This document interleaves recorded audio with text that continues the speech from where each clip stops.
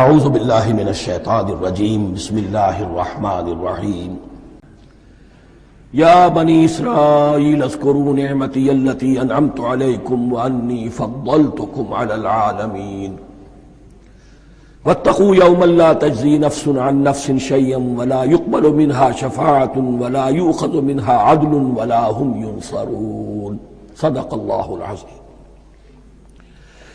رب اشرح لی صدری ویسر لی امری واحلل عقدۃ من لسانی یفقہوا قولی۔ جیسا کہ میں نے عرض کیا تھا، سورہ بقرہ کے 5ویں رکوع سے اور 14ویں رکوع تک تو مسلسل، بلکہ 15ویں رکوع کی بھی پہلی 2 آیات شامل کرنی ہوں گی۔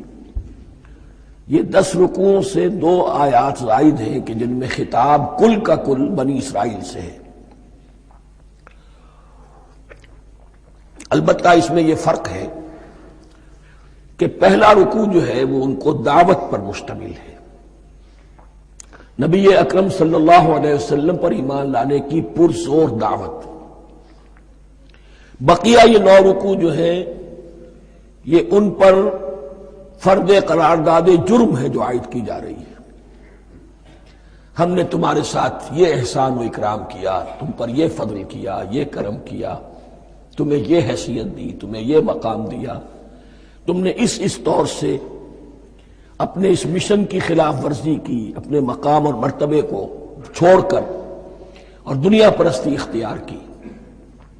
یہ جو 9 رکوع ہیں ان میں بنی اسرائیل کی تاریخ کا تو یوں سمجھیے کہ ایک بہت بڑا حصہ اور نمایاں اس کے فیچرز آئیں گے، لیکن یہ سمجھ لیجئے کہ اصل میں یہ امت مسلمہ کو بھی ایک پیشگی تنبیہ ہے کہ کوئی مسلمان امت جب بگڑتی ہے تو یہ چیزیں اس میں آ جاتی ہیں۔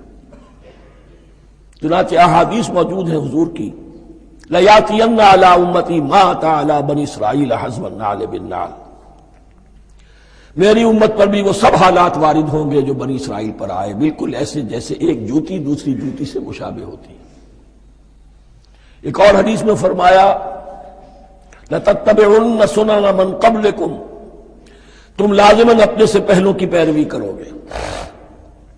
اور اس میں اس حد تک بھی آپ نے وضاحت کر دی کہ اگر وہ سابق امت مسلمہ، سابق امت، اگر وہ گوہ کے بل میں گھسی تھی تم بھی گھسو گے، اور اگر ان میں کوئی بدبخت ایسا اٹھا جس نے اپنی ماں سے زنا کیا تو تم میں سے بھی کوئی شقی ایسا ضرور اٹھے گا جو یہ حرکت کرے گا۔ اس اعتبار سے ان رکوعوں کو پڑھتے ہوئے یہ نہ سمجھیے یہ اگلوں کی داستان ہے، پچھلوں کی کہانیاں ہیں، نہیں۔ خوش طرح باشد کے سر دل براں، گفت آیت در حدیث دیگراں، یہ ہمارے لیے ایک آئینہ ہے اور ہمیں ہر مرحلے پر سوچنا ہوگا، دروں بینی کرنی ہوگی، انٹروسپیکشن، کہ کہیں اسی گمراہی میں ہم مبتلا تو نہیں۔ دیکھتے جائیے گا۔ دوسرا نقطہ پہلے سے یہ سمجھ لیجئے، یہ جو 2 آیتیں میں نے 6 رکوع کی تلاوت کی ہیں، بعین ہی یہی 2 آیتیں 15ویں رکوع میں آئیں گی، اور اس کو یوں سمجھیے کہ یہ 2 بریکٹس ہیں۔ 9 رکوعوں کا مضمون ان 2 بریکٹس کے درمیان ہے۔ یہ 2 آیتیں یہاں سے بریکٹ شروع ہو رہی ہیں، وہ 2 آیتیں ان پر بریکٹ ختم ہو رہی ہیں، بعین ہی وہی آیات۔ ایک آیت میں تو شوشے کا بھی فرق نہیں، دوسری آیت میں صرف ترتیب بدلی ہے، مضمون وہی ہے۔ اس کے مابین جو کچھ ہے، اس سے باہر یہ جو 5واں رکوع تھا، اس کے مضامین گویا کہ ضرب کھا رہے ہیں بریکٹ کے اندر کے سارے مضامین سے۔ یہ حساب کا بہت ہی عام فہم سا قاعدہ ہے، بریکٹ کے باہر کوئی رقم لکھی ہوئی ہے جس کے بعد کوئی زبر، کوئی جمع یا تفریق اگر نہیں ہے تو وہ ضرب کھائے گی، بریکٹ کے اندر جتنی بھی ویلیوز ہیں ان کے ساتھ ضرب کھائے گی۔ تو گویا کہ ہر قدم پر حضور پر دعوت، ایمان لانے کی دعوت اس پورے معاملے میں موجود ہے، اس لیے کہ اس میں بعض آیتیں ایسی آ گئی ہیں، ایک زیادہ نمایاں ایک کم نمایاں، جن سے کچھ لوگوں کو مغالطہ ہوا یا کچھ لوگوں نے فتنہ پیدا کیا جان بوجھ کر۔ یہ فتنہ ایک بار پیدا ہوا تھا اکبر کے زمانے میں، دین الہی کی شکل میں، کہ صرف خدا کو مان لینا، آخرت کو مان لینا اور نیک اعمال کرنا نجات کے لیے کافی ہے، کسی رسول پر ایمان لانا ضروری نہیں ہے۔ یہ صوفیہ میں بھی یہ فتنہ بہت بڑے پیمانے پر آیا.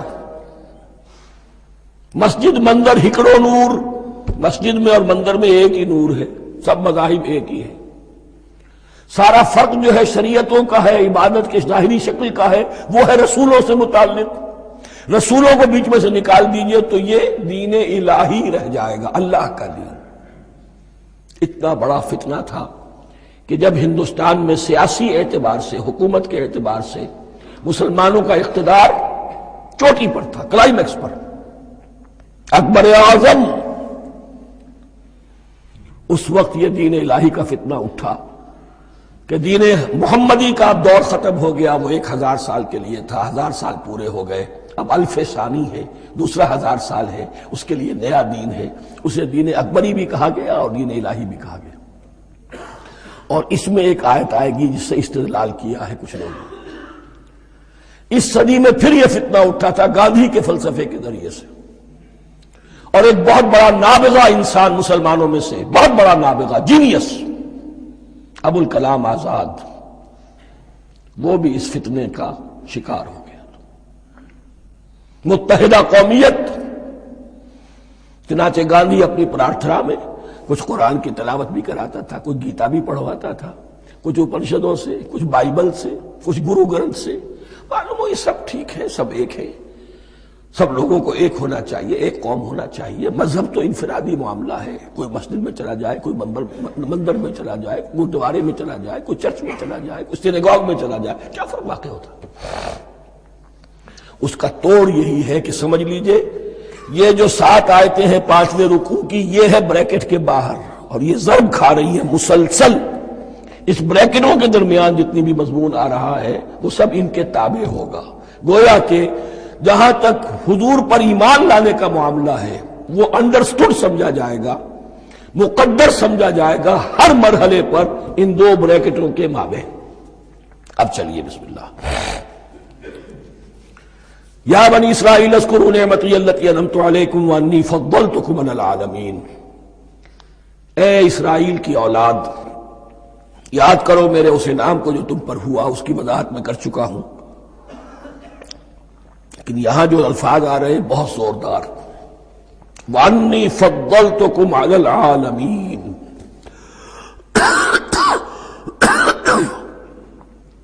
میں نے تمہیں فضیلت عطا کی تمام جہانوں پر. یہاں ایک قاعدہ نوٹ کر لیجئے، عربی نحو کا قاعدہ یہ ہے کہ کہیں ظرف جس میں کوئی شے ہے، ظرف کی جمع لے لیتے ہیں، مراد ہوتا ہے مظروف، ظرف کے اندر جو شے ہے اس کی جمع. تمام جہانوں پر فضیلت، کیا فرشتوں پر بھی فضیلت؟ نہیں، جہان والوں پر، تمام اقوام عالم پر تمہیں فضیلت عطا کی، یہ مطلب ہے اس کا. تمام عالموں پر، تمام جہانوں پر، یعنی تمام جہان والوں پر. اس انسان عالم انسانیت کے اندر جتنے بھی مختلف گروہ ہیں، نسلیں ہیں، طبقات ہیں، ان میں فضیلت عطا کی.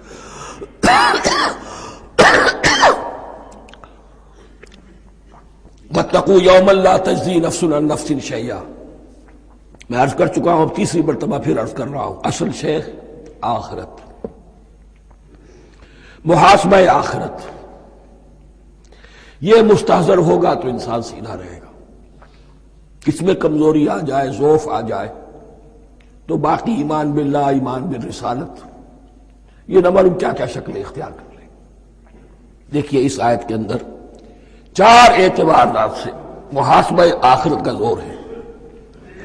واتقوا یوما، ڈرو اس دن سے، لا تجزی نفس عن نفس شیئا، جس دن کوئی جان کسی دوسرے کے کام نہ آ سکے گی.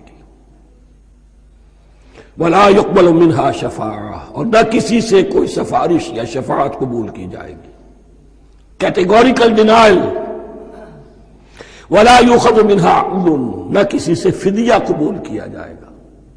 ولا هم ينصرون، اور نہ انہیں کوئی مدد مل سکے گی.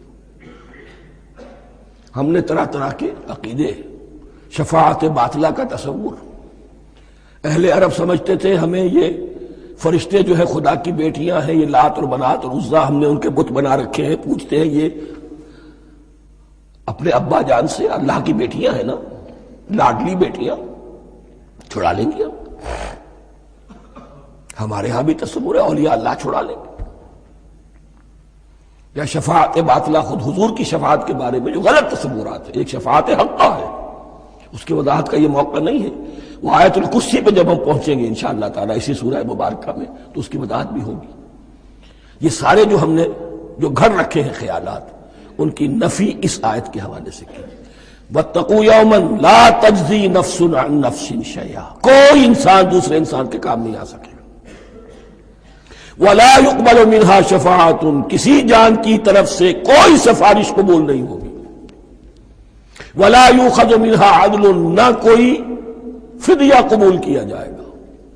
وَلَا هُمْ يُنصَرُونَ، نہ انہیں کوئی مدد مل سکے گی۔ اب اس کے بعد اللہ تعالیٰ کے احسانات اور ان کی طرف سے جو ناشکریاں ہوئی ہیں ان کی بڑی تفصیل کے ساتھ اب بات چلے گی، تفصیل نہیں تیزی کے ساتھ۔ یہ واقعات کئی 100 برس کے ہیں، لیکن ایک تو یہ کہ ان کی تفاصیل مکی صورتوں میں آ گئی ہیں، سب سے زیادہ سورہ اعراف میں ملے گی، اور بھی کئی صورتوں میں آپ کو مل جائے گی۔ یہاں پر تو پے بپے، جیسے کہ ایک قرارداد جرم کسی پر کی جاتی ہے تو اس میں سب گنوائے جاتے، تم نے یہ کیا، یہ کیا، یہ کیا۔ وَإِذْ نَجَّيْنَاكُم مِّنْ آلِ فِرْعَوْنَ، اور ذرا یاد کرو جب کہ ہم نے تمہیں نجات دی تھی فرعون کی قوم سے۔ يَسُومُونَكُمْ سُوءَ الْعَذَابِ، وہ تمہیں بدترین عذاب میں مبتلا کیے ہوئے تھے۔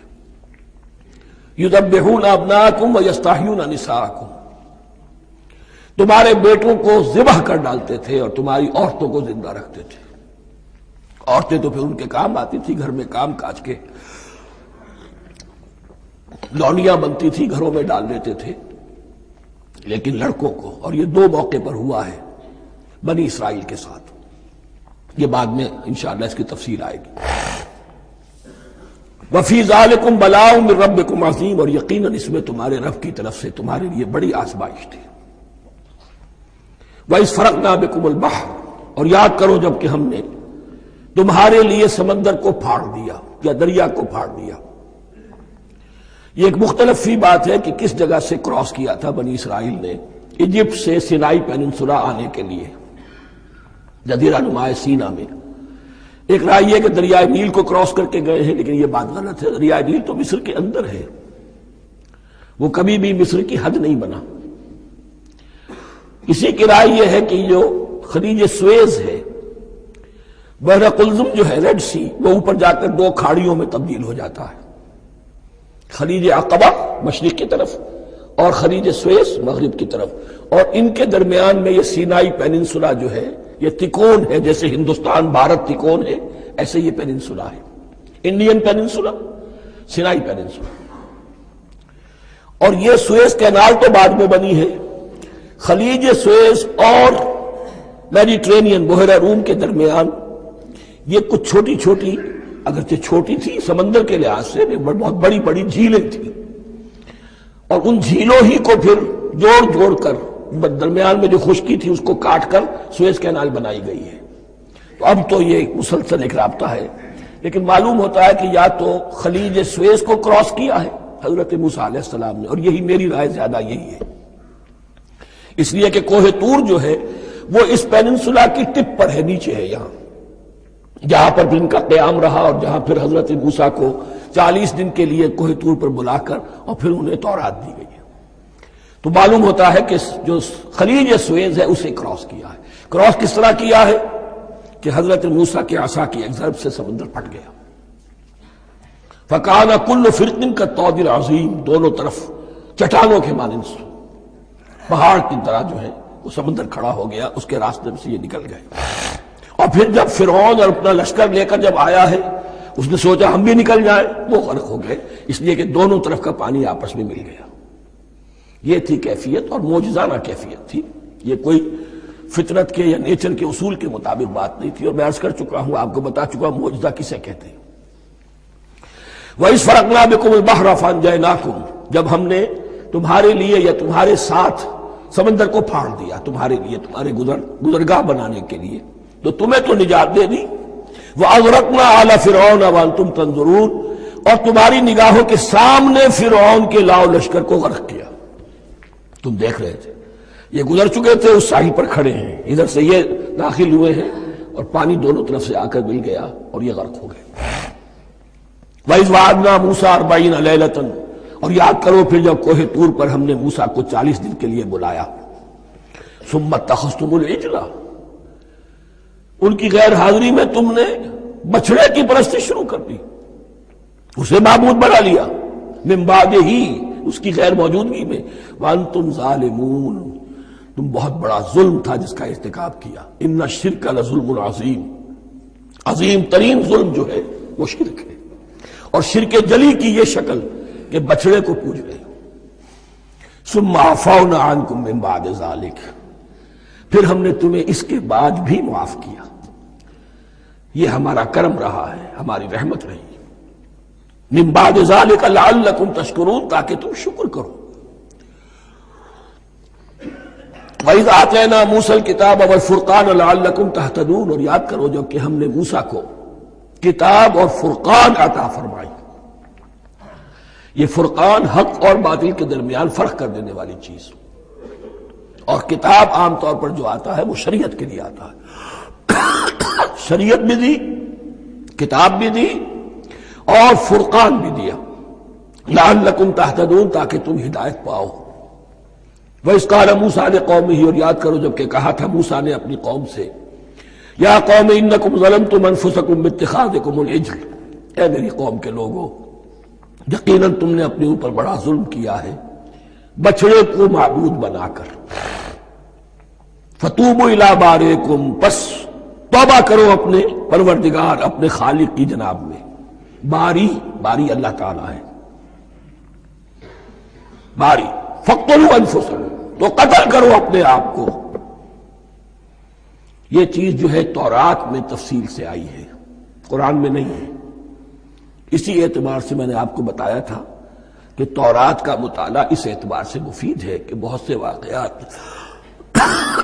جن کا قرآن میں ذکر ہے، اجمالاً اشارہ ہے، اس کی تفصیل کے لیے ہمیں تورات سے رجوع کرنا پڑتا ہے، ورنہ یہ کہ اس آیت کا صحیح مفہوم واضح نہیں ہوگا۔ فاقتلوا انفسکم، اپنے آپ کو قتل کرو، کیا مانی؟ یہ قتل مرتد کی سزا ہے۔ وہاں معلوم ہوتا ہے کہ حضرت موسیٰ نے یہ حکم دیا، 12 قبیلے تھے، ہر قبیلے میں سے کچھ لوگوں نے یہ کفر اور شرک کیا، باقی لوگوں نے نہیں کیا۔ انہیں حکم دیا گیا کہ اپنے قبیلے کے لوگ ان کو قتل کریں جو ان کے قبیلے میں سے اس کفر کے مرتکب ہوئے۔ انفسکم سے مراد یہ اپنے قبیلے کے لوگوں کو تم قتل کرو، اس لیے کہ قبائلی زندگی جو ہوتی ہے آپ کو معلوم ہے، اس میں کوئی اور قبیلہ ہاتھ لگا دے تو قبائلی عصبیت بھڑک اٹھے گی۔ 70,000 یہودی قتل ہوئے، اس سے بڑی توبہ اور ممکن نہیں، اس سے بڑا پرج، کسی بھی آئیڈیولوجیکل پارٹی کے اندر پرج بہت ضروری ہوتا۔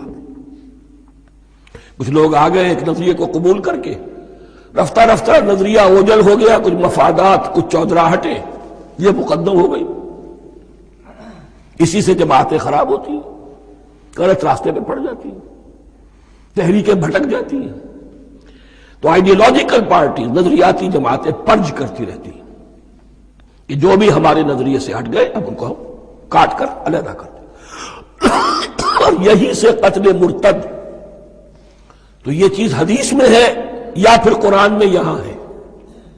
اس حوالے سے جو لوگ ہمارے ہاں بعض علماء بھی ہیں، جدید دانشور ہیں، جو قتل مرتد کی جو حد ہے اسلام میں اس کو تسلیم نہیں کرتے، لیکن میرے نزدیک یہ شریعت موسوی کا تسلسل ہے کہ شریعت موسوی کی جس شے کو بدلا نہ گیا ہو، جس کے بارے میں صراحتاً یہ معلوم نہ ہو کہ یہ شے تبدیل کر دی گئی، تو وہ شریعت محمدی کا جز بن گئی۔ زنا پر رجم کا معاملہ بھی یہی ہے۔ قرآن مجید میں رجم کی صحیح آیت کوئی موجود نہیں ہے، حدیث میں ہے۔ قرآن مجید میں مرتد کے قتل کے لیے کوئی آیت موجود نہیں ہے، حدیث میں ہے، سنت میں ہے، اور دونوں کی کا جو منبع ہے وہ اصل میں تورات ہے۔ اس بات کو اچھی طرح نقل کر لیجئے، یہ جگہ اکثر لوگ جو ہے یہاں بہت سرسری طور سے گزر جاتے ہیں، یہ بہت اہم ہے، اور اس کے لیے تورات کی طرف رجوع کیجئے۔ 70,000، 6 لاکھ کل تھے، جب یہ مصر سے نکلے ہیں 6 لاکھ تھے. کتنے عرصے کے بعد پیننسولا پہنچے ہیں، سینائی پیننسولا میں اور طور میں کچھ اور ان کی تعداد بڑھ گئی ہوگی، لیکن یہ کہ ان میں سے 70 لاکھ کو قتل کیا اپنے ہاتھوں سے. ہر قبیلے نے اپنے جو مرتد تھے ان کو اپنے ہاتھ سے قتل کیا. فَتُوبُوا إِلَىٰ بَارِئِكُمْ فَاقْتُلُوا أَنفُسَكُمْ ذَٰلِكُمْ خَيْرٌ لَكُمْ عِندَ بَارِئِكُمْ، یہی تمہارے لیے تمہارے رب کے نزدیک بہتر بات ہے. فَتَابَ عَلَيْكُمْ، تو اللہ نے تمہاری توبہ قبول کر لی. توبہ قبول کس طرح ہوئی؟ یہ تزکیہ ہوا ہے امت کا کہ ان میں سے جن لوگوں نے اتنی بڑی غلط حرکت کی ہے ان کو کاٹ کر ذبح کر کے ان کو قتل کر کے پھینک دیا. انہ هو التواب الرحیم، یقیناً وہ تو ہے ہی بہت توبہ کا قبول فرمانے والا اور بہت رحم فرمانے والا. وَإِذْ قُلْتُمْ يَا مُوسَىٰ لَن نُّؤْمِنَ لَكَ حَتَّىٰ نَرَى اللَّهَ جَهْرَةً، ایک اور واقعہ ان کی تاریخ کا. اور یاد کرو جب کہ تم نے کہا تھا اے موسیٰ ہم تو تمہاری بات نہیں مانیں گے. ایمان کے بعد جب لام کا حرف آئے تو اس کے معنی صرف تصدیق کے ہوتے ہیں. لن نؤمن لک، ہم آپ کی بات کی تصدیق نہیں کریں گے، حتی نری اللہ جہرۃ، جب تک کہ ہم دیکھ نہ لیں اللہ کو عیاناً. ہمیں کیا پتا اللہ نے یہ کتاب دی آپ کو، آپ تو لے کر آ گئے. ہمارے سامنے تو پتھر کی کچھ تختیاں ہیں، اس پہ کچھ لکھا ہوا، کس نے لکھا ہمیں کیا پتا. اب دیکھیے ایک حضرت موسیٰ کی خواہش تھی رب ارنی انظر الیک، وہ کچھ اور شے تھی. یہ تخریبی ذہن ہے جو یہ کہہ رہا ہے کہ ہم بھی چاہتے ہیں کہ اللہ کو اپنی آنکھوں سے دیکھیں اور معلوم ہو کہ واقعی اس نے یہ کتاب آپ کو دی ہے. فَأَخَذَتْكُمُ الصَّاعِقَةُ، تو تمہیں آپ پکڑا ایک بہت بڑی کڑک نے، ایک بہت بڑی کڑک ہوئی اور سب کے سب مردہ ہو گئے. وَأَنْتُمْ تَنظُرُونَ، تمہارے دیکھتے دیکھتے ایک کڑک نے تمہیں آ لیا. ثُمَّ بَعَثْنَاكُمْ مِنْ بَعْدِ مَوْتِكُمْ، پھر ہم نے تمہیں دوبارہ اٹھایا تمہاری موت کے بعد. بعض لوگ اس کی یہ تعویل کر رہے ہیں کہ یہ موت نہیں تھی بلکہ بے ہوش ہو گئے تھے، یعنی جو بھی کڑک تھی اس کی وجہ سے سب کے سب بے ہوش ہو کے گر گئے. لیکن میرے نزدیک یہاں تعویل کی ضرورت نہیں. بعد سے بعد الموت اللہ کے لیے کوئی مشکل نہیں. ہم الفاظ کو خواب کا کو ان کے اصل جو مفہوم ہے جو کہ صاف ہے صریح ہے اس سے خواب کا کے لیے موڑ کر لے کر جائے. ثم بعثناکم من بعد موتکم لعلکم تشکرون، تاکہ تم شکر کرو. وظللنا علیکم الغمام وانزلنا علیکم المن والسلوى، اور ہم نے تم پر ابر کا سایہ کیا. اب 6 لاکھ کا قافلہ چل رہا ہے، سینائی پیننسولا، صحرا، کوئی اونٹ نہیں، کوئی سایہ نہیں، دق و دق، دھوپ کی تبش. تو اللہ کا فضل ہوا کہ ایک سائے کی طرح ابر جو ہے ان کے ساتھ ساتھ جہاں جہاں وہ جا رہے ہیں وہ ابر ان پر سایہ کیے ہوئے. وَأَنزَلْنَا عَلَيْكُمُ الْمَنَّ وَالسَّلْوَىٰ، کھانے کو کچھ نہیں تو من اور سلوہ نازل کیے گئے. من ایسے اترتا تھا رات کے وقت کہ جیسے شبنم کے قطرے ہوتے ہیں، لیکن وہ ہوتا تھا کسی ایسی چیز کا جس میں شیرینی تھی، اور پھر وہ زمین پر آ کر جم کر وہ ایک گویا کے دانہ بن جاتے تھے. یہ ان کا اناج ہو گیا. کاربوہائیڈریٹ سپلائی اس سے ہو گئی، من سے. اور سلوہ ایک خاص قسم کا پرندہ بٹیر کی شکل کا جو بے پناہ بڑی تعداد میں ان کے بڑے بڑے جھنڈ آتے تھے شام کے وقت، اور وہ ان کے ڈیرا جہاں ہوتا تھا اس کے گرد وہ اتر آتے تھے، اور رات کی تاریکی میں یہ آسانی سے ان کو پکڑتے تھے، ان کو کھاتے تھے بھون کر، اور یہ ان کی پروٹین ہو گئی. پوری غذا جو ہے اللہ تعالیٰ نے ان کو فراہم کر دی. وَأَنزَلْنَا عَلَيْكُمُ الْمَنَّ وَالسَّلْوَىٰ كُلُوا مِن طَيِّبَاتِ مَا رَزَقْنَاكُمْ، کھاؤ ان پاکیزہ چیزوں کو جو ہم نے تمہیں عطا کی ہیں. وَمَا ظَلَمُونَا، ہم نے تو ان پر کوئی ظلم نہیں کیا. وَلَٰكِن كَانُوا أَنفُسَهُمْ يَظْلِمُونَ، لیکن وہ خود ہی اپنے اوپر ظلم ڈھاتے رہے، ہر قدم پر نافرمانی اور ناشکری. اس کی بھی ناشکری آگے آ جائے گی چل کر. من و سلوہ سے بھی ناشکری کی انہوں نے. وَإِذْ قُلْنَا ادْخُلُوا هَٰذِهِ الْقَرْيَةَ فَكُلُوا مِنْهَا حَيْثُ شِئْتُمْ رَغَدًا وَادْخُلُوا الْبَابَ سُجَّدًا وَقُولُوا حِطَّةٌ نَغْفِرْ لَكُمْ خَطَايَاكُمْ. اور یاد کرو جب کہ ہم نے تم سے کہا تھا اس شہر میں داخل ہو جاؤ اور پھر کھاؤ اس میں سے بافراغت جہاں سے چاہو جو چاہو، لیکن دیکھنا دروازے میں داخل ہونا جھک کر، اور کہتے رہنا مغفرت مغفرت مغفرت، ہم تمہاری خطاؤں سے درگزر فرمائیں گے۔ اس آیت کو سمجھنے کے لیے ذرا تاریخی بات سمجھ لیجئے۔ صحرائے سینا میں آنے کے بعد، اور یہ جو کتاب تورات انہیں مل گئی تھی، اس کے بعد حضرت موسیٰ علیہ السلام کے ہی زمانے میں انہیں جہاد اور قتال کا حکم ہوا۔ اس سے پوری قوم نے انکار کر دیا، یہ سورہ مائدہ میں آئے گا۔ اس پر اللہ تعالیٰ نے ایک سزا مسلط کر دی ان پر کہ 40 برس تک اسی صحرا میں بھٹکتے پھریں گے۔ اگر یہ ابھی قتال کرتے، جہاد کرتے، تو پورا فلسطین ان کے ہاتھ پر ابھی فتح کرا دیتے، لیکن چونکہ انہوں نے بزدلی دکھائی ہے، اب سزا یہ ہے فَإِنَّهَا مُحَرَّمَةٌ عَلَيْهِمْ 40 سَنَةً يَتِيهُونَ فِي الْأَرْضِ، اب 40 برس تک یہ اسی صحرا میں بھٹکتے پھریں گے، اور ارض فلسطین جو ان کے لیے ارض موعود تھی وہ ان پر حرام کر دی گئی 40 سال کے لیے۔ اس 40 سال کے عرصے میں حضرت موسیٰ کا بھی انتقال ہو گیا، حضرت ہارون کا بھی ہو گیا، اور اس عرصے میں ایک نئی نسل پیدا ہوئی۔ وہ جو غلامی کا داغ اٹھائے ہوئی نسل آئی تھی مصر سے، جن کے اندر مورل کیریکٹر جو ہے وہ بہت کمزور ہو جاتا ہے، غلامی کا یہ اثر ہوتا ہے۔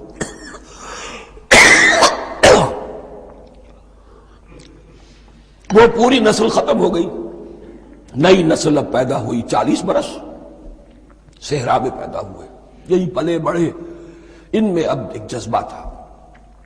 حضرت موسیٰ کے پھر جو خلیفہ تھے یوشع ابن نون، جوشوا، تورات میں ان کا نام جوشوا ہے، یوشع، ان کی سرکردگی میں اب بنی اسرائیل کی اس نئی نسل نے قتال کیا، جنگ کی، اور پہلا شہر جو فتح ہوا وہ اریحا۔ آج بھی وہ شہر جو ہے یریکو جو آپ دیکھتے ہیں خبروں کے اندر آتا ہے بار بار، اریحا اس کا پرانا نام ہے، یہ شہر فتح ہوا۔ اس فتح کی بات کا تذکرہ ہو رہا ہے، یاد کرو جب کہ ہم نے تم سے کہا تھا اس بستی میں، اس شہر میں داخل ہو جاؤ فاتحانہ، اور پھر جو کچھ یہاں ہے، جو نعمتیں ہیں ان سے متمتع ہو، کھاؤ پیو، لیکن داخل ہونا سجدہ کرتے ہوئے، مراد کیا، جھک کر، یعنی ایسا نہ ہو کہ تکبر کی وجہ سے تمہاری گردنیں اکڑ جائیں، گردنیں جھکا کر اللہ کا احسان مانو، یہ نہ سمجھو کہ یہ فتح تم نے حاصل کی۔ اس کی تفسیر اصل میں نظر آتی ہے حضور کی شخصیت میں، کہ جب فتح مکہ کے موقع پر مکے میں داخل ہوئے ہیں تو جس سواری پر آپ بیٹھے ہوئے تھے، آپ کی پیشانی اس کی گردن کے ساتھ جڑی ہوئی تھی۔ یہ وقت ہوتا ہے جب کہ تکبر اور تعلی، فاتح کی حیثیت سے آنا، اور بندہ مومن کے لیے یہی وقت ہے تواضع کا، جھکنے کا۔ وَقُولُوا حِطَّةٌ، حتیٰ یحط تو کہتے ہیں جھاڑ دینے کو، تو اس کے معنی کیا ہے، اے اللہ ہمارے گناہ جھاڑ دے، مغفرت، اے اللہ ہمیں مغفرت، ہماری مغفرت فرما، جو خطائیں ہو گئی بخش دے۔ قولوا حِطَّةٌ، تمہاری زبان پر استغفار ہونا چاہیے، تمہاری گردنیں جھکی ہوئی ہونی چاہیے۔ نغفر لکم خطایاکم، اگر تم اس پر عمل کرو گے ہم تمہاری خطائیں جو ہیں انہیں معاف فرما دیں گے۔ وسنزید المحسنین، اور جو تم میں محسن ہوں گے انہیں اور بھی زیادہ دیں گے، اور انعام و اکرام آئیں گے۔ فبدل الذین ظلموا قولا غیر الذی قیل لہم، تو ان میں سے جو ظالم تھے، جو بد کردار تھے، انہوں نے بدل دیا، ایک اور قول اختیار کر لیا اس قول کی جگہ جو انہیں کہا گیا تھا حتہ حتہ، انہوں نے کہنا شروع کیا ہنتا ہنتا، ہمیں تو گیہوں چاہیے۔ یہ بعد میں ابھی آ جائے گا اگلے رکوع کے اندر، کہ من و سلوہ سے ان کی طبیعتیں بھر گئی تھی ایک ہی چیز کھا کھا کے۔ اب وہ کہہ رہے تھے کوئی چیز ہمیں جو ہے زمین کی روئیدگی میں سے، پیداوار میں سے، تو وہ ان کے زبان پر انہوں نے مذاق اڑاتے ہوئے گویا کہ حضرت موسیٰ علیہ السلام کے ذریعے سے حکم ملا ہے، استہزاء کر رہے ہیں، حتۃ کی بجائے حنتۃ۔ فَأَنزَلْنَا عَلَى الَّذِينَ ظَلَمُوا رِجْزًا مِنَ السَّمَاءِ بِمَا كَانُوا يَفْسُقُونَ، تو جن لوگوں نے یہ حرکت کی تھی ان پر ہم نے آسمان سے ایک بہت بڑا عذاب نازل کیا۔ تورات سے معلوم ہوتا ہے کہ پلیگ آئی، اور جنہوں نے یہ حرکت کی تھی وہ سب کے سب ہلاک ہو گئے یریکو کے اندر، بما کانوا یفسقون، بسبب اس نافرمانی کے جو انہوں نے کی۔ وَإِذِ اسْتَسْقَىٰ مُوسَىٰ لِقَوْمِهِ فَقُلْنَا اضْرِب بِّعَصَاكَ الْحَجَرَ۔ اب یہ پھر صحرائے سینا کا واقعات آ رہے ہیں، ان میں ترتیب زمانی نہیں ہے۔ اریحا کی فتح جو ہے حضرت موسیٰ کے بعد ہے، لیکن اب یہاں پہ پھر ابھی وہ جو صحرائے تیہ میں جب بھٹک رہے تھے پھر اس کا ذکر ہے۔ وَإِذِ اسْتَسْقَىٰ مُوسَىٰ لِقَوْمِهِ فَقُلْنَا اضْرِب بِّعَصَاكَ الْحَجَرَ، اور جب کہ موسیٰ کی قوم نے موسیٰ سے پانی طلب کیا۔ اب صحرا میں آپ کو معلوم ہے جہاں پڑاؤ تھا اب وہاں پانی نہیں ہے، 6 لاکھ ہو 7 لاکھ ہو کتنے افراد ہو پانی چاہیے۔ وَإِذِ اسْتَسْقَىٰ مُوسَىٰ لِقَوْمِهِ فَقُلْنَا اضْرِب بِّعَصَاكَ الْحَجَرَ، تو ہم نے کہا کہ اپنے عصا سے ضرب لگاؤ چٹان، فَانْفَجَرَتْ مِنْهُ اثْنَتَا عَشْرَةَ عَيْنًا، تو اس سے 12 چشمے پھوٹ بہے۔ فجر کہتے ہیں کسی شے کے پھٹ کر کوئی چیز برآمد ہو۔ فجر جو ہوتی ہے، فجر کا وقت رات کی تاریکی کا پردہ چاک ہوتا ہے اور سپیدہ سحر نمودار ہوتا ہے۔ فَانْفَجَرَتْ مِنْهُ اثْنَتَا عَشْرَةَ عَيْنًا، تو 12 چشمے پھوٹ بہے۔ قَدْ عَلِمَ كُلُّ أُنَاسٍ مَشْرَبَهُمْ، یہاں اناس سے کیا مراد ہے؟ ہر قبیلہ، ہر قبیلے نے اپنا گھاٹ معین کر لیا۔ 12 قبیلے تھے، اگر علیحدہ علیحدہ نہ ہوتا معاملہ، 12 چشمے اسی لیے دیے گئے کہ لڑے نہ جھگڑے نہ۔ پانی تو بہت بڑی چیز ہے، کہیں پانی پینے پلانے پہ جھگڑا اور کہیں گھوڑا آگے بڑھانے پہ جھگڑا، یہ تو قبائلی زندگی کے اندر ہوتی ہی چیزیں۔ تو اس اعتبار سے اللہ تعالیٰ نے ان کے لیے یہ سہولت کی کہ 12 چشمے پھوٹ بہے۔ قد علم کل اناس مشربہم، ہر ایک نے اپنا گھاٹ جان لیا، معین کر لیا۔ کلوا واشربوا من رزق اللہ، گویا کہ کہہ دیا گیا کہ کھاؤ اور پیو اللہ کے رزق میں سے۔ ولا تعثوا فی الارض مفسدین، اور زمین میں فساد مچاتے نہ پھرو۔ کھانے پینے کے لیے پانی بھی ادھر آ گیا، کھانے کے لیے من و سلوہ آ گیا۔ اب دیکھیے ان کی ناشکری۔ وَإِذْ قُلْتُمْ يَا مُوسَىٰ لَن نَّصْبِرَ عَلَىٰ طَعَامٍ وَاحِدٍ، یاد کرو جب کہ تم نے کہا تھا اے موسیٰ ہم ایک کھانے پر تو صبر نہیں کر سکتے، کھا کھا کے بکھتا گئے ہیں من و سلوہ۔ فَادْعُ لَنَا رَبَّكَ، تو ذرا اپنے رب سے دعا کرو، پکارو ہمارے لیے اپنے رب کو۔ یخرج لنا، وہ نکالے ہمارے لیے، مما تنبت الارض، زمین کی روئیدگی اور پیداوار میں سے، نباتات ارضی میں سے، من بقلہا، اس کی ترکاریاں، وقصائہا، اور ککڑیاں، کھیرے اور ککڑیاں، ان سب کے لیے یہ لفظ ہے۔ وفومہا، ایک ترجمہ گیہوں کیا گیا ہے لیکن میرے نزدیک زیادہ صحیح ترجمہ ہے لہسن، اور سرائے کی زبان میں بھی اور ممکن ہے کہ سندھی میں بھی ہو، تھوم کہتے ہیں لہسن کو، یہ فوم کی بدلی ہوئی شکل ہے، اس لیے کہ یہی علاقہ ہے جس میں عرب آئے تھے، تو عربوں کی زبان کے بہت سے الفاظ جو ہیں اس سرائے کی زبان میں خاص طور پر وہ بہت زیادہ، تو تھوڑی سی شکل بدل کر وہ کافی تعداد میں موجود ہے۔ وعدسہا، اور دال خاص طور پر مسور کی، وبصلہا، اور پیاز۔ اب جو چٹخارے جس سے بنتے ہیں سالن کے، ان کی زبانیں وہ چٹخارے مانگ رہی۔ ظاہر بات ہے کہ اگر وہ سلوا بھی تھا، بٹیرا ہے، اسے آگ کے اوپر ذرا سا تپایا اور کھایا، وہ ایک ہی خاص قسم کی غذا ہے جو چل رہی ہے۔ اسی طرح من جو ہے وہ ایک خاص قسم کا سیریل ان کے لیے بن گیا ہے۔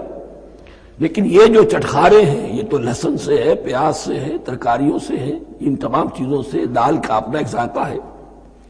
قَالَ تَسْتَبْدِلُونَ الَّذِي هُوَ أَدْنَىٰ بِالَّذِي هُوَ خَيْرٌ، حضرت موسیٰ نے فرمایا کیا تم وہ شے بدلے میں لینا چاہتے ہو اس کے، کیا وہ شے جو کمتر ہے بدلے میں چاہتے ہو اس کے کہ جو بہتر ہے؟ من و سلوہ کہیں بہتر ہے اللہ کی طرف سے جو تمہیں دیا گیا ہے، تم اس سے تمہارا جی بھر گیا ہے، اس کو ہاتھ سے دے کر چاہتے ہو کہ یہ ادنا چیزیں تمہیں ملے۔ اہبطوا مصرا، اب یہ لفظ آ گیا اہبطوا۔ اب ظاہر بات ہے یہ آسمان سے زمین پر اترنے کے لیے لفظ نہیں ہے اہبطوا، یہاں اس کا ترجمہ صحیح ہوگا سیٹل ڈاؤن سم ویئر۔ اگر زمین کی یہ چیزیں چاہیے تو کہیں سیٹل ہو جاؤ اور کاشت کرو، بیج ڈالو، آبیاری کرو، یہ ساری چیزیں تمہیں مل جائیں۔ اہبطوا مصرا، کہیں سیٹل ڈاؤن ہو جاؤ، کہیں اتر پڑو کسی بستی میں، کسی علاقے میں، فإن لکم ما سألتم، تمہیں مل جائے گا جو کچھ کہ تم نے مانگا۔ وَضُرِبَتْ عَلَيْهِمُ الذِّلَّةُ وَالْمَسْكَنَةُ وَبَاءُوا بِغَضَبٍ مِّنَ اللَّهِ۔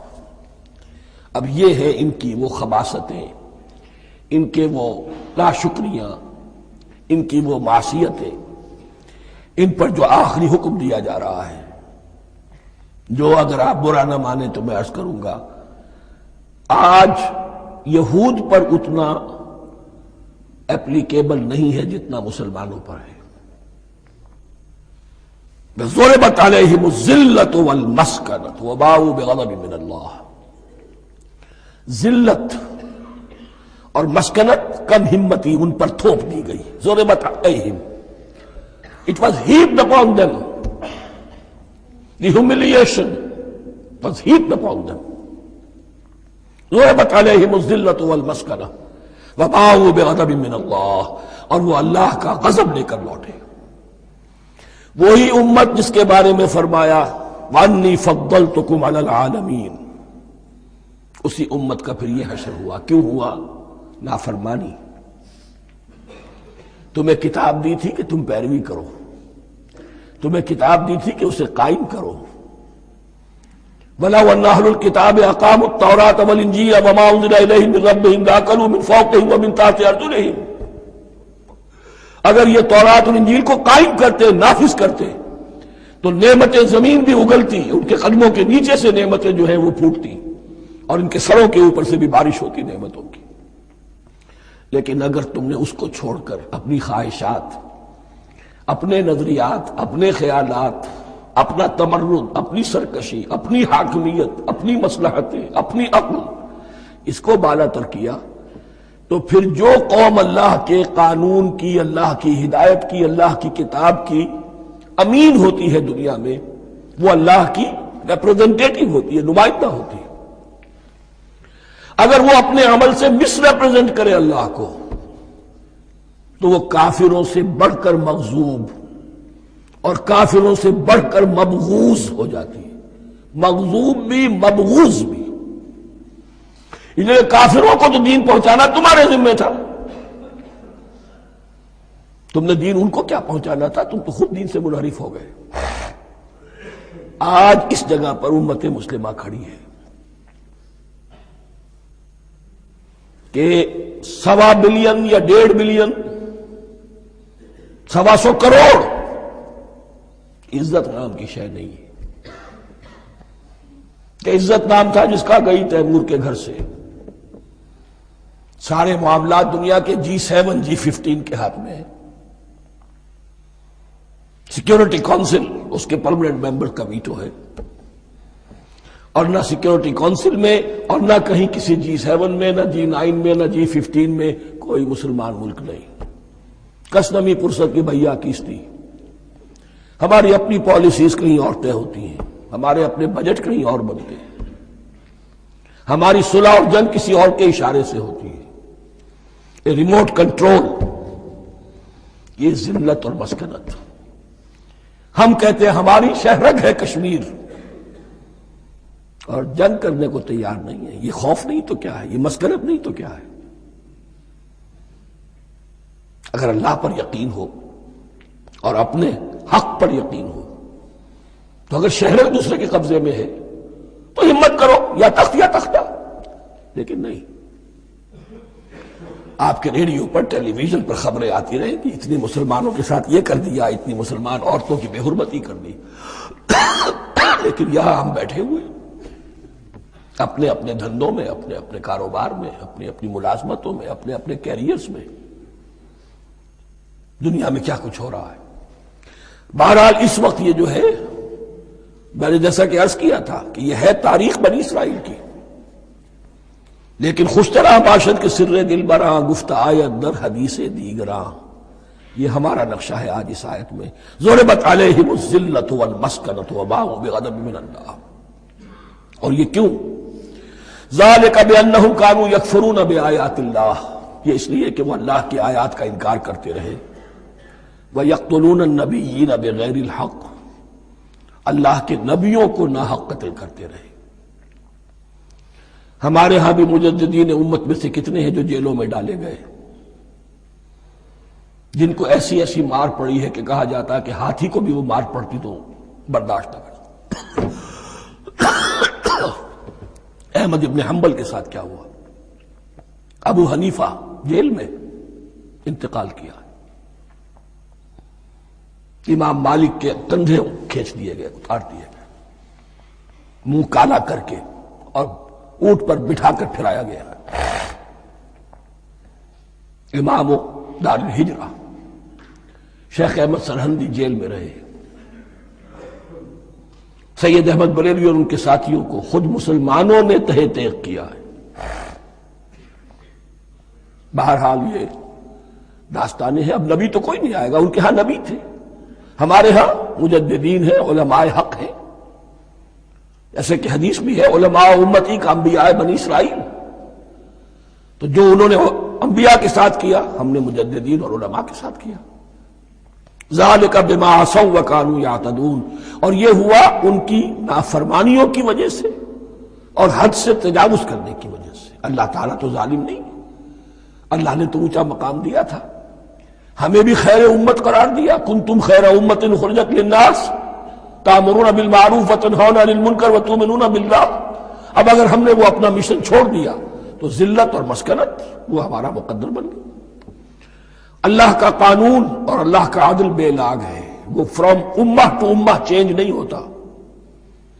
سنت اللہ جو ہے لن تجد لسنت اللہ تحویلا ولن تجد لسنت اللہ تبدیلا، اللہ کی سنت بدلتی نہیں۔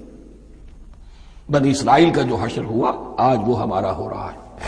بہرحال اس پر میری جو کتاب ہے سابق اور موجودہ مسلمان امتوں کا ماضی حال اور مستقبل، اس کا مطالعہ کیجیے۔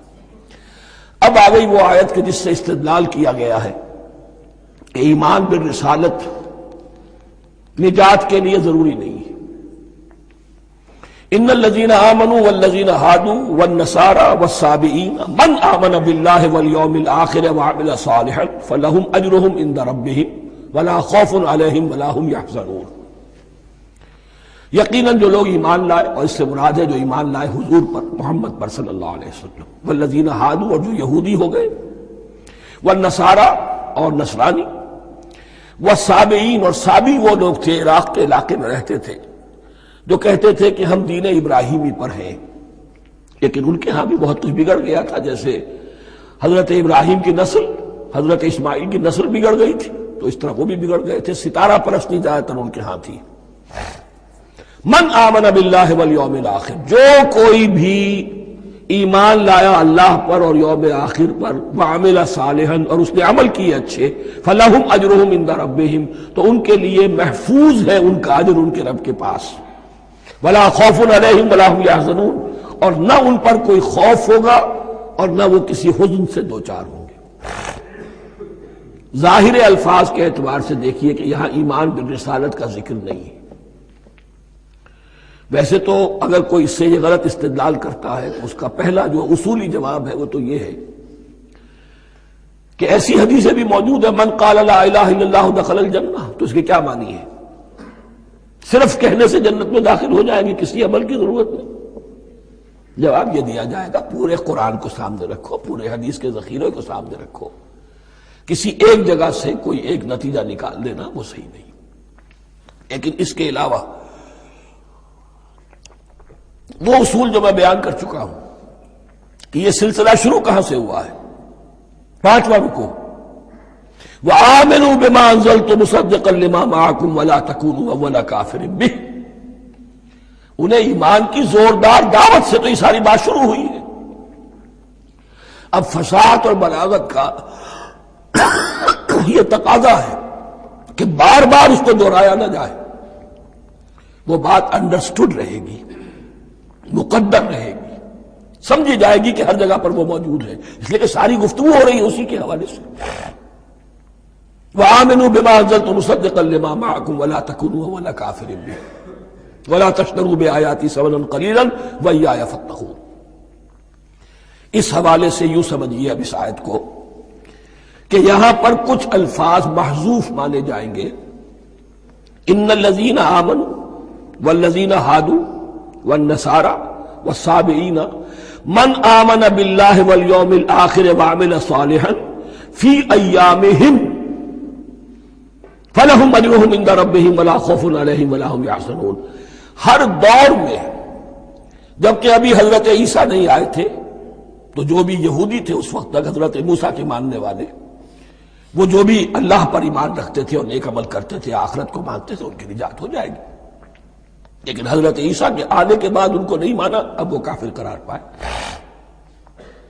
لیکن اب حضرت عیسیٰ کے آنے کے بعد جب تک حضور نہیں آئے جو بھی مانتا ہے، لیکن یہ کہ شرط یہی ہوگی کہ اپنے اپنے زمانے میں، اصل میں نفی جس بات کی جا رہی ہے وہ یہ ہے کہ یہ نہ سمجھو کہ کسی گروہ میں ہونے سے نجات ہوتی ہے. نجات کسی گروہ میں ہونے کی وجہ سے نہیں ہے، نجات کی بنیاد ایمان اور عمل صالح ہے.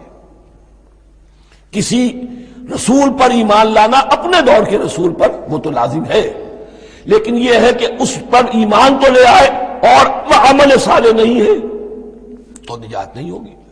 تو یہ اپنے اپنے دور میں، اپنے اپنے زمانے میں ہر امت کے لیے وَلِكُلِّ أُمَّةٍ أَجَلٌ قرآن مجید کے ایک مقام پر آیا ہے، ہر امت کے لیے ایک خاص معین مدت ہے. اس معینہ مدت میں اب ظاہر بات ہے جو لوگ حضور کی بعثت سے پہلے فوت ہو گئے ان پر تو کوئی ذمہ داری نہیں تھی حضور پر ایمان لانے کی. اور ایسے لوگ تھے، ایسے موحدین مکے میں موجود تھے جو یہ کہتے تھے کعبے کے پردے پکڑ پکڑ کر، اے اللہ ہم صرف تجھے پوجنا چاہتے ہیں، صرف تیری بندگی کرنا چاہتے ہیں، لیکن جانتے نہیں کیسے کریں. یہ بات موجود تھی اور ان کا انتقال بھی ہو گیا. یہ زید، سعید ابن زید، سعید جو حضرت عمر کے بہنوئی تھے اور وہ عشرہ مبشرہ میں سے ہیں، ان کی اہلیہ حضرت فاطمہ بنت خطاب، ان دونوں کے ایمان کو اللہ نے ذریعہ بنایا حضرت عمر کے ایمان کا. اور یہ والد تھے سعید کے زید، وہ یہ کہتے ہوئے دنیا سے چلے گئے حضور کی ابھی بعثت ہی نہیں ہوئی تھی، اے اللہ میں صرف تیری بندگی کرنا چاہتا ہوں، کیسے کروں یہ نہیں جانتا. اسی کو ذہن میں رکھیے، اہدنا الصراط المستقیم جو میں نے کہا تھا، ایک سلیم الفطرت انسان، سلیم العقل انسان توحید تک پہنچ جاتا ہے، آخرت کو پہچان لیتا ہے. لیکن اب کیا کروں؟ اس شریعت کے لیے، ان احکام کے لیے وہ دستے سوال دراز کرنے پر مجبور ہے. الحمدللہ رب العالمین الرحمن الرحیم مالک یوم الدین ایاک نعبد و ایاک نستعین اہدنا الصراط المستقیم. اسی صراط المستقیم کی دعا کا یہ جواب اب آئے گا، شروع ہوگا سورہ بقرہ سے. یہ کرو، یہ نہ کرو، یہ فرض ہے، یہ تم پر لازم کیا گیا، یہ چیز حرام کی گئی، وغیرہ وغیرہ. ان الذین آمنوا والذین ہادوا والنصارى والصابئین من آمن باللہ والیوم الآخر وعمل صالحا.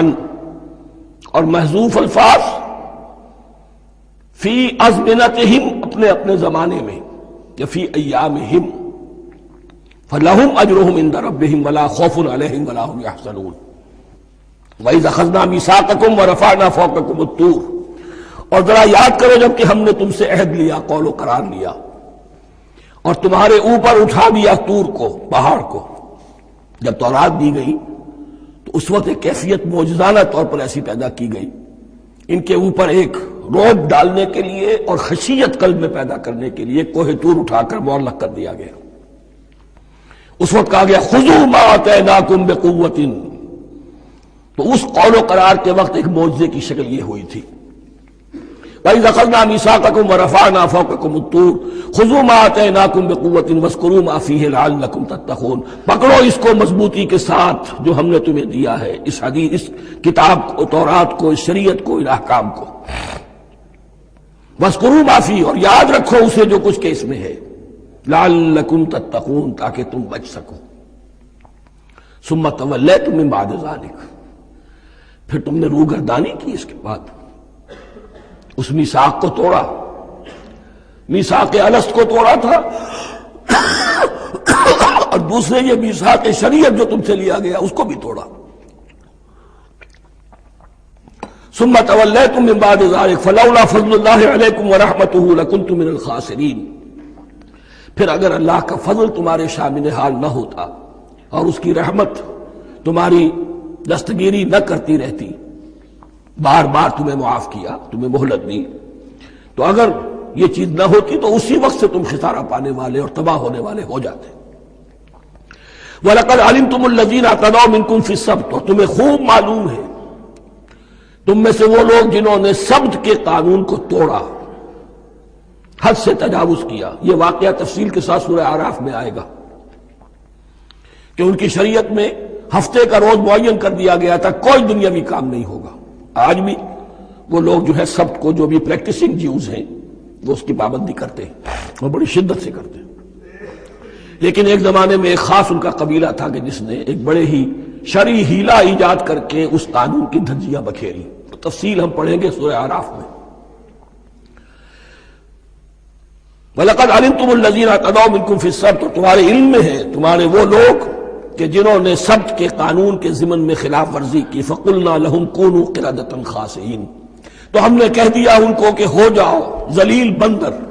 ان کی شکلیں مسخ کر دی گئی، انہیں بندروں کی شکل میں تبدیل کر دیا گیا۔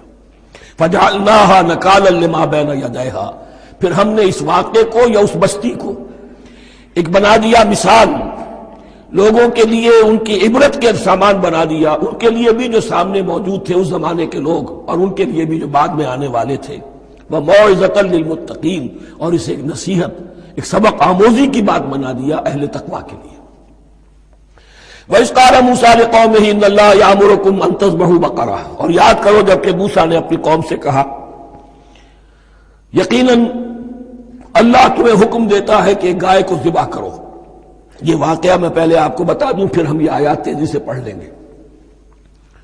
بنی اسرائیل میں ایک شخص قتل ہو گیا، عامیل نامی، اور قاتل کا پتہ نہیں چل رہا تھا۔ اللہ تعالیٰ نے حضرت موسیٰ کے ذریعے سے انہیں حکم دیا کہ ایک گائے کو ذبح کرو اور اس کے جسم کے ایک ٹکڑے سے اس مردے کو چھوؤ، وہ جی اٹھے گا اور وہ بتا دے گا میرا قاتل کون ہے۔ اب یہ کہ یہ معجزات کی شکل ہے جو بار بار آ رہے ہیں، اور سابق اس امت کے اندر معجزات کا آپ کو بہت عمل دخل ملے گا۔ اس میں ایک تو یہ کہ گائے کو ذبح کرنا، وہ گائے کے تقدس کا جو ان کے دل میں ذہن میں تھا، تو ذبح کرنے سے اس کے اوپر بھی گویا کہ ایک تلوار چلائی گئی، اور پھر انہیں دکھا بھی دیا گیا کہ ایک آدمی زندہ بھی ہو سکتا ہے، بعد سے بعد الموت کا بھی ایک نقشہ دکھا دیا گیا انہیں۔ لیکن انہیں جب یہ حکم ملا اور ان کے دلوں کے اندر وہ بچڑے کی اور گائے کی تقدیس جو ہے وہ پلی ہوئی تھی، اب انہوں نے سوال کر کے کسی طریقے سے بچنے کے لیے مین میخ نکالی، کیسی گائے ہو، کیا رنگ ہو، کس طرح کی ہو، کس عمر کی ہو۔ بالآخر یہ کہ جب ہر طرف سے گھیراؤ ان کا ہو گیا اور سب چیزیں جو ہیں ان کے سامنے واضح کر دی گئیں، تب انہوں نے یوں سمجھیے چاروں ناچار بادل ناخواستہ اس حکم پر عمل کیا۔ بس اب ترجمہ کر لیجئے۔ وَإِذْ قَالَ مُوسَىٰ لِقَوْمِهِ إِنَّ اللَّهَ يَأْمُرُكُمْ أَن تَذْبَحُوا بَقَرَةً، اور یاد کرو جب کہ موسیٰ نے کہا اپنی قوم سے کہ اللہ حکم دیتا ہے تمہیں کہ ایک گائے کو ذبح کرو۔ قَالُوا أَتَتَّخِذُنَا هُزُوًا، انہوں نے کہا کیا آپ ہمارے ساتھ کوئی ٹھٹھا کر رہے ہیں، مذاق اڑا رہے ہیں، یہ کیا بات آپ کہہ رہے ہیں؟ قَالَ أَعُوذُ بِاللَّهِ أَنْ أَكُونَ مِنَ الْجَاهِلِينَ، فرمایا میں اللہ کی پناہ طلب کرتا ہوں اس سے کہ میں جاہلوں میں سے ہو جاؤں، کہ میں ان دین کے معاملات کے اندر استہزاء اور تمسخر کو شامل کر دوں۔ قالوا ادع لنا ربك يبين لنا ما هي، اب انہوں نے کہا اچھا ایسی بات ہے تو ذرا اپنے رب سے دعا کیجئے کہ وہ ہم پر واضح کر دے کہ وہ کیسی ہو۔ قال انه يقول، حضرت موسیٰ نے فرمایا اللہ تعالیٰ فرماتا ہے انها بقرة لا فارض ولا بکر، وہ ایک ایسی گائے ہونی چاہیے کہ جو نہ بوڑھی ہو نہ بالکل بچھیا ہو، عوان بین ذالک، ان کے بین بین ہو۔ فَفَعَلُوا مَا تُؤْمَرُونَ، تو اب کر گزرو جو تمہیں حکم دیا گیا۔ قَالُوا ادْعُ لَنَا رَبَّكَ يُبَيِّن لَنَا مَا لَوْنُهَا، اب انہوں نے پھر کہا ذرا ایک دفعہ اور دعا کیجئے اپنے رب سے، وہ ہمیں بتا دے اس کا رنگ کیسا ہونا چاہیے۔ قَالَ إِنَّهُ يَقُولُ إِنَّهَا بَقَرَةٌ صَفْرَاءُ فَاقِعٌ لَوْنُهَا تَسُرُّ النَّاظِرِينَ، فرمایا اللہ فرماتا ہے کہ وہ گائے ایسی ہونی چاہیے زرد رنگ، شوخ رنگ، شوخ زرد رنگ کی، چمکیلی، جو دیکھنے والوں کو خوب اچھی لگے، پسند آئے، دل میں کھپ جانے والی۔ اب جو زیادہ سے زیادہ ان کے ہاں مقدس سمجھے جاتے تھی گائے، رفتہ رفتہ سوال کر کے اگر پہلے ہی حکم پر وہ کر دیتے تو کسی بھی گائے کو ذبح کر دیتے، لیکن یہاں گھیراؤ ان کا ہو رہا ہے کہ جس کی تقدس کا ان کے ذہن میں زیادہ سے زیادہ تاثر ہے اسی کو واضح کیا جائے۔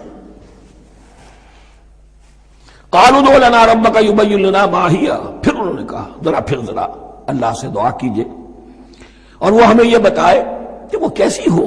ان البقرہ تشابہ علینا، یقیناً ہم کچھ شبہ میں پڑ گئے ہیں، یہ گائے کا معاملہ مشتبہ ہو گیا ہے ہم پر۔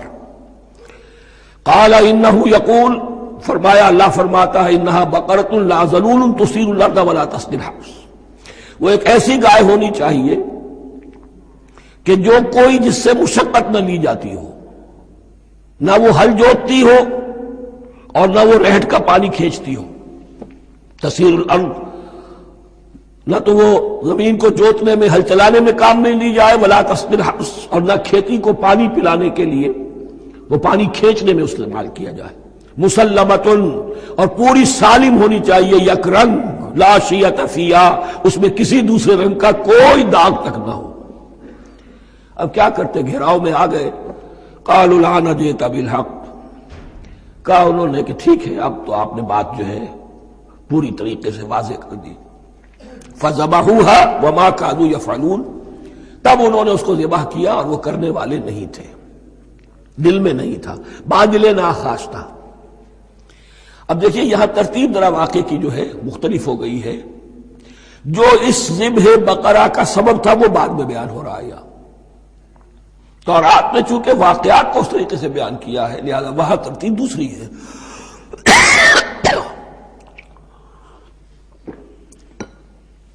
وَإِذْ قَتَلْتُمْ نَفْسًا فَادَّارَأْتُمْ فِيهَا، اور یاد کرو جب کہ تم نے ایک جان کو قتل کیا تھا اور اس کا الزام تم ایک دوسرے پر لگا رہے تھے، یعنی کسی کا پتہ نہیں چل رہا تھا قاتل کون ہے۔ وَاللَّهُ مُخْرِجٌ مَا كُنتُمْ تَكْتُمُونَ، اور اللہ تعالیٰ فیصلہ کر چکا تھا کہ جو کچھ تم چھپا رہے ہو اسے نکال کر رہے گا، واضح کرے گا۔ فَقُلْ اضْرِبُوهُ بِبَعْضِهَا، تو ہم نے حکم دیا کہ اس کی لاش کو اس گائے کے ایک ٹکڑے سے، اس کے جسم کے ایک حصے سے ضرب لگاؤ۔ كَذَلِكَ يُحْيِي اللَّهُ الْمَوْتَىٰ، اور دیکھو اس طریقے سے اللہ مردوں کو زندہ کر دے گا۔ تھوڑی دیر کے لیے وہ زندہ ہوا اور اس نے اپنے قاتل کا نام بتا دیا۔ وَيُرِيكُمْ آيَاتِهِ لَعَلَّكُمْ تَعْقِلُونَ، اور وہ تمہیں دکھاتا ہے اپنی آیات تاکہ تم عقل سے کام لو۔ اب جو الفاظ آ رہے ہیں بہت سخت ہیں، بہت سخت ہیں، لیکن ان کو پڑھتے ہوئے درون بینی ضرور کیجیے گا، اپنے اندر جھانکیے گا۔ ثُمَّ قَسَتْ قُلُوبُكُمْ، پھر تمہارے دل سخت ہو گئے جب دین میں ہیلے بہانے نکالے جانے لگے اور ہیلوں بہانوں کے ذریعے سے شریعت کے احکام سے بچا جائے، اللہ کو دھوکہ دینے کی کوشش کی جائے، اس کا جو نتیجہ نکلتا ہے وہ دل کی سختی۔ ثم قست قلوبکم، پھر تمہارے دل سخت ہو گئے۔ فہی کالحجارۃ او اشد قسوہ، تو وہ تو اب پتھروں کے مانند ہیں بلکہ سختی میں ان سے بھی زیادہ شدید ہے۔ یہ ویسے بھی فصاحت اور بلاغت کا بھی بڑا ایک عمدہ مقام ہے قرآن کا۔ وَإِنَّ مِنَ الْحِجَارَةِ لَمَا يَتَفَجَّرُ مِنْهُ الْأَنْهَارُ، پتھروں میں سے تو ایسے بھی ہوتے ہیں جن میں سے چشمے پھوٹ بہتے ہیں۔ وَإِنَّ مِنْهَا لَمَا يَشَقَّقُ فَيَخْرُجُ مِنْهُ الْمَاءُ، اور ایسے بھی ہیں جو شق ہو جاتے ہیں، پتھر چٹانیں، ان میں سے پانی برآمد ہو جاتا ہے۔ وَإِنَّ مِنْهَا لَمَا يَهْبِطُ مِنْ خَشْيَةِ اللَّهِ، اور ان میں وہ بھی ہوتے ہیں جو اللہ کے خوف سے گر پڑتے ہیں۔ وَمَا اللَّهُ بِغَافِلٍ عَمَّا تَعْمَلُونَ، اور اللہ تعالیٰ غافل نہیں ہے اس سے کہ جو تم کر رہے ہو۔ یہ کیفیت جو ہے ثم قست قلوبکم فہی کالحجارۃ او اشد قسوہ، ہے کون؟ یا بنی اسرائیل اذکروا نعمتی التی انعمت علیکم وانی فضلتکم علی العالمین، جن پر 1400 برس ایسے گزرے کہ کوئی لمحہ ایسا نہ تھا کہ نبی موجود نہ ہو، جنہیں 3 کتابیں دی گئیں۔ لیکن یہ کہ اپنی بدعملی، عقائد میں بھی مین بیخ کر کے اپنے آپ کو بچانے کے راستے نکال لینا، اعمال میں بھی ہیلوں کے ذریعے سے، کتاب الحیل کے ذریعے سے اپنے آپ کو ذمہ داریوں سے مبرہ کر لینا، اس کا نتیجہ پھر یہ نکلتا ہے۔ اللہ تعالیٰ مجھے اور آپ کو اس انجام بد سے بچائے۔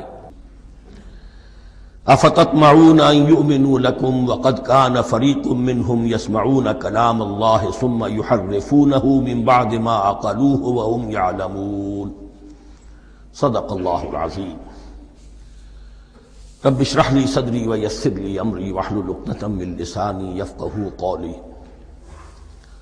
اللہم ربنا الہمنا رشدنا واعذنا من شرور انفسنا، اللہم ارنا الحق حقا وارزقنا اتباعہ وارنا الباطل باطلا وارزقنا اجتنابہ، اللہم وفقنا لما تحب وترضى، اللہم ربنا آنس وحشتنا فی قبورنا وارحمنا بالقرآن العظیم، اللہم اجعلہ لنا اماما ونورا وہدا ورحمہ، اللہم ذکرنا منہ ما نسینا وعلمنا منہ ما جہینا، وارزقنا تلاوته آناء اللیل وآناء النہار واجعلہ لنا حجتا یا رب العالمین، آمین۔ اب تک ہم نے سورہ بقرہ کے 8 رکوع اور اس پر مستزاد صرف 3 آیات کا مطالعہ کیا ہے۔ آج میں چاہتا ہوں کہ ہماری رفتار قدرے تیز ہو۔ تو یہ جو سلسلہ مضمون چل رہا ہے، خطاب بے امت سابقہ امت مسلمہ بنی اسرائیل، ان کے ساتھ خطاب کا سلسلہ سورہ بقرہ میں 5ویں رکوع سے شروع ہوا اور 15ویں رکوع کے آغاز تک چلے گا۔ یہ 10 رکوع ہے۔ عرض کر چکا ہوں بار بار، اور اس کو میں چاہتا ہوں آپ اچھی طرح ذہن نشین کر لیں کہ اس میں سے پہلا رکوع جو ہے وہ دعوت کا ہے، وہ بہت فیصلہ کن ہے۔ یہی وجہ ہے کہ دیکھیے اس رکوع کا آغاز ہوا یا بنی اسرائیل اذکروا نعمتی التی انعمت علیکم واوفوا بعہدی اوف بعہدکم وایای فارہبون، اور خود بخود ظاہر ہو رہا ہے اسلوب کلام سے کہ اگلے رکوع سے بات کا رنگ بدل گیا ہے۔ یا بنی اسرائیل اذکروا نعمتی التی انعمت علیکم وانی فضلتکم علی العالمین واتقوا یوما لا تجزی نفس عن نفس شیئا ولا يقبل منها شفاعۃ ولا یؤخذ منها عدل ولا هم ينصرون۔ یہ تہدید کا انداز ہے، دھمکی کا انداز ہے۔ تو میں نے عرض کیا تھا کہ 5واں رکوع اس خطاب میں بمنزلہ فاتحہ ہے، بہت اہم ہے، اور بقیہ جو 9 رکوع ہیں ان میں بریکٹ کا انداز ہے کہ 2 آیتوں سے بریکٹ شروع ہوتی ہے، انہی 2 آیتوں پر بریکٹ ختم ہوگی۔ یہ ملامت کا خطاب ہے، اور ان کے خلاف ایک مفصل فرد قرارداد جرم جو ہے وائد کی گئی ہے، جس کے نتیجے میں وہ اس منصب سے معزول کر دیے گئے جس پر 2000 برس سے فائز تھے، اور ان کی جگہ پر اب امت محمد، نئی امت مسلمہ علی صاحب الصلاۃ والسلام، اب اس کا نصب، اس کی انسٹالیشن اور اس کی انسٹالیشن سیریمنی کے طور پر تحویل قبلہ کا معاملہ۔ یہ ربط کلام اگر سامنے نہ رہے تو انسان کھو جاتا ہے قرآن مجید کی طویل صورتوں کو پڑھتے ہوئے کہ بات کہاں سے چلی تھی، کدھر جا رہی ہے، کیا ربط ہے، کیا تعلق ہے، سیاق کلام کیا ہے۔ اس کو میں اس لیے بار بار، حالانکہ مجھے معلوم ہے کہ وقت کم ہے، لیکن میں اس چیز کو زیادہ اہمیت دے رہا ہوں۔ اب ان 9 رکوعوں کے مضامین میں کچھ تو واقعات ہیں، تم نے یہ کیا، تم نے یہ کیا، تم نے یہ کیا۔ ظاہر بات ہے ترجمہ تو کرنا ہوگا، کچھ مختصر وضاحت بھی کرنی ہوگی، لیکن ان کے تفصیل میں جانے کی ضرورت نہیں ہے۔ لیکن آپ نے دیکھا کہ کچھ واقعات کے بعد پھر کچھ ایسے یونیورسل ٹروتھس بیان ہوئے ہیں، ایسے عظیم حقائق کہ جو ابدی حقائق ہیں، ان کا کسی وقت سے، کسی قوم سے، کسی خاص گروہ سے تعلق نہیں، وہ تو اصول ہیں، سنت اللہ ہم انہیں کہہ سکتے ہیں، یا اللہ کے جو عام قوانین ہیں، قواعد ہیں اس کائنات میں۔ ایک تو قوانین ہے طبعیہ، فزیکل لاز، ایک مورل لاز ہیں کہ جو اس دنیا میں اللہ تعالیٰ کی طرف سے کار فرما ہے۔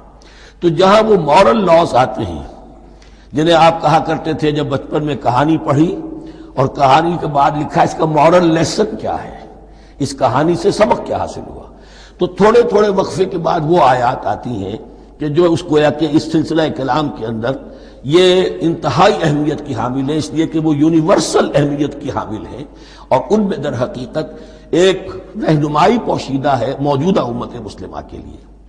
مثلا جتنا حصہ ہم اب تک پڑھ چکے ہیں ان میں سے پہلے تو وہ آیت یاد کیجئے، وَضُرِبَتْ عَلَيْهِمُ الذِّلَّةُ وَالْمَسْكَنَةُ وَبَاءُوا بِغَضَبٍ مِّنَ اللَّهِ۔ معلوم ہوا کہ ایسا ہو سکتا ہے کہ ایک امت مسلمان ہو، اس پر اللہ کے بڑے فضل ہوئے ہوں، بڑا اکرام ہوا ہو، بہت انعام ہوا ہو، پھر وہ اپنی بے عملی یا بد عملی کے باعث اللہ تعالیٰ کے غضب کی مستحق ہو جائے اور ذلت اور مسکنت اس پر تھوپ دی جائے۔ یہ ایک یونیورسل ٹروتھ وہاں سے نکل آیا کہ ہمیں سوچنا ہوگا، یہ ایک لمحہ فکریہ ہے امت مسلمہ کیا کہ کیا ہم تو کہیں آج اس پوزیشن میں نہیں ہیں۔ حدیث میں آپ کو سنا چکا ہوں، لَيَأْتِيَنَّ عَلَىٰ أُمَّتِي مَا أَتَىٰ عَلَىٰ بَنِي إِسْرَائِيلَ حَسْبَ النَّعْلِ بِالنَّعْلِ۔ دوسرا اسی طرح کا یونیورسل ٹروتھ والا مقام تھا آخری جو ہم نے کل پڑھا ہے، ثُمَّ قَسَتْ قُلُوبُكُمْ وَهِيَ كَالْحِجَارَةِ أَوْ أَشَدُّ قَسْوَةً۔